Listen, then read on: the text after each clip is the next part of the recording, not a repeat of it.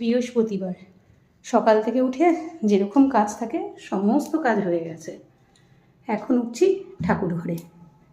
এটা হচ্ছে আমাদের, দেখো, বাইরের দিকে ছাদের আর কি বাইরে বেরোনোর রাস্তা। এ পাশেও আরেকটা আছে, দুটো আছে।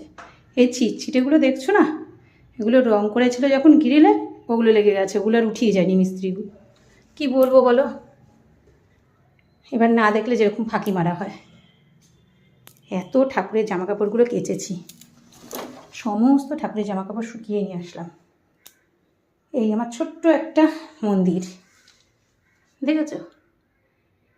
এখানে মা সরস্বতী আছে, মা তারা আছে, নারায়ণ ঠাকুর আছে, মা লক্ষ্মী আছে, গণেশ আছে, এখানে ছোট্ট একটা গোপাল আছে, লোকনাথ বাবা আছে, শিব ঠাকুর আছে। ওখানে আমাদের গুরুদেব আছে।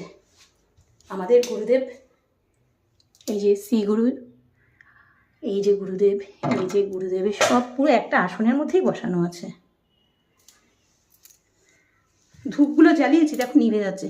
সবাই বলে এই ধূপগুলো ভালো, কিন্তু জানি না এই ধূপগুলো কেন নিভে যাচ্ছে। জ্বলছেও না, ভালো গন্ধও হচ্ছে না। এদিকে কস্তুরি আর কি ধূপের নাম, ভেবেছি খুব সুন্দর গন্ধ হবে। এই ছোট্ট একটা মন্দির আমার, এই মন্দিরে অনেকটা সময় আমার কেটে যায়, দেখেছ? ভালোও লাগে এখানটা। আমার ওপরেও অনেক ঠাকুর আছে, দেখেছো? ওই যে প্রতি বছর যেরকম পুজো দিই, সেই পুজো দেওয়ার ঠাকুরগুলো রেখে দিই আবার।